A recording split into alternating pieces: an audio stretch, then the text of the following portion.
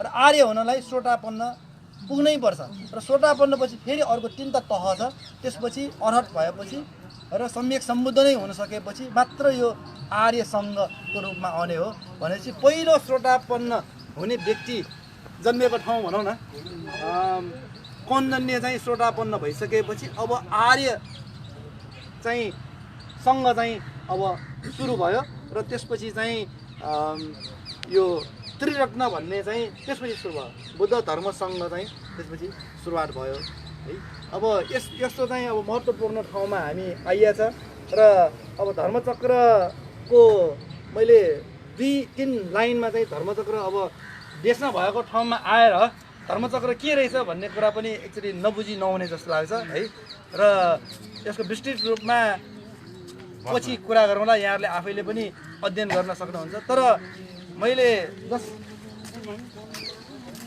बिउरा हाल्ने मात्रै हिसाबले चाहिँ म 2-3 कुरा भन्छु धर्मचक्र सूत्रको चाहिँ पहिलो वाक्य उहाँको पहिलो वाक्य नै के भन्दाखेरि दुईटा अन्तलाई छोड्नु पहिलो वाक्य है दुईटा अन्त भनेको दुईटा अति भनेको दुईटा अतिलाई चाहिँ छोड्नुपर्छ भन्ने चाहिँ पहिलो वाक्य है दुईटा अति के हो त भन्दाखेरि यहाँ संसारमा यसो हेर्यो भने 2 प्रकारको मान्छे देखिँदो रहेछ है 2 प्रकारको एक प्रकारको मान्छे कस्तो भन्दाखेरि मोज मस्तीमा दङ्ग मक्ख है खानपिन लवाई खवाई यसैमै मक्ख र जिन्दगी नै के भन्दाखेरि म यसरी नै खानपिन गरेपछि राम्ररी खानपिन गर्न पाएपछि जीवन सफल भयो भन्नेहरू यो संसारमा धेरै रहेछ है भगवान बुद्धले त्यो बेलाको चाहिँ अब यसो भनौँ न अवस्था अहिले पनि त्यही नै हो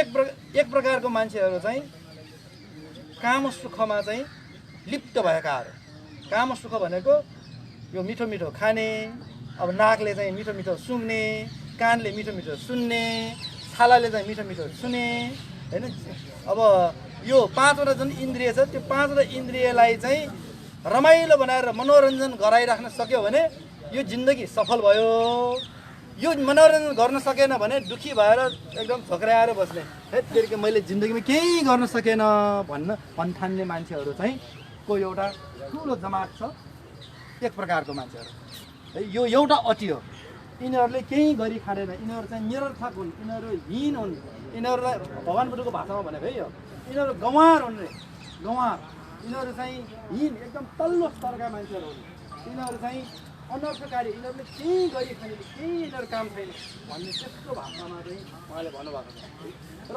अर्को एउटा प्रकारको मान्छेहरू यी प्रकारको मान्छेहरू चाहिँ के हो त्यो अति के हो भन्दाखेरि शरीरलाई दुःख दिएर धर्म लाग्छ अथवा चाहिँ ज्ञान प्राप्त हुन्छ भनेर अब उनीहरूमा अब जुन भगवान बुद्धले एउटा गाली गर्ने शब्द नै जस्तो क्या तिमीहरू चिनेहरू चाहिँ हिन हो तिनीहरू ग्राम्य भनेर एकदम चाहिँ गँवार हो भनेर भने जस्तै यता अर्को अतिलाई चाहिँ त्यति धेरै गाली गर्नु भएको छैन किन भन्दाखेरि यो अगाडिको अति भन्दा यो पछाडिको अलिकति उत्तम छ गालीको यहाँ शब्दहरू चाहिँ 8-10वटा गालीको शब्दहरू छ भने पछाडिकोमा चाहिँ गालीको शब्द 2-3 मात्रै हो अनर्थकारी मात्रै भनेको छ त्यो किन भन्दाखेरि मान्छेले बुझे यसरी चाहिँ काम सुखमा यसरी चाहिँ मोज मस्ती चाहिँ यो त निरर्थक रहेछ यो त काम नलाग्ने रहेछ यो त आखिरमा मर्नुपर्ने रहेछ यो त दुःखको चाहिँ जीवन रहेछ भनेर बुझेर विरक्त भएर घर छोडेर चाहिँ गए त्यो भनेको त उत्तम काम हो नि त उत्तम उनीहरूको विचार चाहिँ आयो तर विचार आएर उनीहरू घर छोडेर जुन बाटोमा हिँड्यो त्यो फेरि गलत बाटोमा हिँडे कस्तोमा बाटोमा हिँडे भन्दाखेरि अब शरीरलाई त्यो टाइममा चलन के थियो भन्दाखेरि शरीरलाई जति दुःख दियो त्यति धेरै चाहिँ अब पाप नाश हुन्छ भनेर कोही चाहिँ गएर चाहिँ एकदम जाडो बेला हिउँमा चाहिँ गएर थपक्कै बसिदिने कोही चाहिँ अब आगोमै हाम फालिदिने कोही चाहिँ एकदम चाहिँ अब जे गर्दाखेरि शरीरमा धेरै दुःख हुन्छ त्यही नै राम्रो काम हो भनेर चाहिँ लाग्नेहरू धेरै थियो त्यसमा चाहिँ जैन मुनिहरू चाहिँ उनीहरूको चाहिँ छ जैन मुनिहरूको त अब कोही चाहिँ आँखै फुटाइदियो यो आँखा नै हो सबभन्दा चाहिँ हामीलाई चाहिँ दुःख दिने, यो आँखाले हेरेपछि नै सबै लोभ राग सबै द्वेष आउने हो भनेर आँखै ध्यामै पुऱ्याइदिने त्यस्तो त्यस्तो चलनहरू पनि थिए है। यो भनेको चाहिँ अर्को अटी। यसलाई चाहिँ अघिकोलाई चाहिँ काम सुखल्ली कानु योग भन्छ। यसलाई चाहिँ अट्ट किल मथानु योग। अट्ट किल, अट्ट भनेको आफैलाई दुःख दिएर चाहिँ त्यही होला कि त्यही राम्रो हुन्छ कि भन्ने त्यो मिथ्या दृष्टि, त्यो गलत विचार, त्यो विचारमै लागेर धेरै मान्छेहरूले ज्यान पनि गुमाए, धेरै मान्छेले चाहिँ जिन्दगी बिताए। त्यसरी चलि नै राखेको थियो र बुद्धले पनि तिनीहरूकै अनुसरण गरेर आफूले पनि त्यही गरेको। गृहत्याग गर्नु अगाडि कस्तो थियो? काम सुखल्ली कानु योगमै हुनुहुन्थ्यो। सबै खानपिन होइन, अब स्त्रीहरू होइन, केटीहरू चाहिँ त्यहाँ चाहिँ जहिले पनि वरिपरि हुन्थ्यो होइन, मोज मस्ती यस्तैमै बिताइराख्नु भएको थियो। त्यसैबाट विरक्त भएर उहाँले गृहत्याग गर्नुभयो। गृहत्याग गरिसकेपछि पनि गर्नुभएको त त्यही नै अट्ट किलोमा खानु योग नै हो। नखाइकन अब व्रत बसेर शरीरमा चाहिँ रगत भन्न खालि हड्डी र मासु छाला मात्र बाँकी हुने बेला त्यस्तो चाहिँ दुष्कर्म गरिसकेपछि यो कुरा बुझ्यो कि यो अगाडिको मेरो जीवन हो जुन चाहिँ काम सुखमा चाहिँ लिप्त भइरहेको जीवन, यो पनि काम नलाग्ने रहेछ। अर्को चाहिँ यताको चाहिँ शरीरलाई जुन दुःख दिएर चाहिँ तपस्या गरेको यो पनि काम नलाग्ने रहेछ भनेपछि अब चाहिँ मध्यमपट्टिबाट भन्ने चाहिँ देशना गर्नुभएको। यो पहिलो देशना हो। धर्मचक्र देशनाको पहिलो देशना भनेको चाहिँ मध्यमपट्टिबाट भन्ने शब्द चाहिँ उहाँले देशना गर्नुभयो। मध्यमपट्टिबाट के हो भन्दाखेरि न यसरी चाहिँ काम सुखमा लिप्त भएर जाने हो, न चाहिँ यो शरीरलाई दुःख दिने हो। ठिक्कको बिचको बाटो। त्यसो भनेको मिठो मिठो खान नहुने भने होइन, मिठो मिठो खाउँ तर के को लागि खाने त भन्दाखेरि शरीरलाई स्वस्थता राख्नु पऱ्यो नि, त्यसको लागि खाने होइन। दुःख नदिने पनि होइन, शरीरलाई दुःख पनि दिनुपर्छ। जस्तै ध्यान बस्दाखेरि त दुःख हुन्छ नि, खुट्टा पनि दुख्छ, अनेक दुःख हुन्छ होइन। ओहो भगवान् बुद्धले त दुःख शरीरलाई दुःख दिनु हुँदैन भनेर जुनको उठेर गयो भने त ध्यान लाग्दैन है।